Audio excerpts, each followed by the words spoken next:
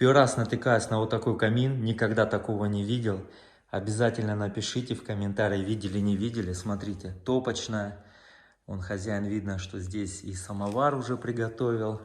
Зона для отдыха.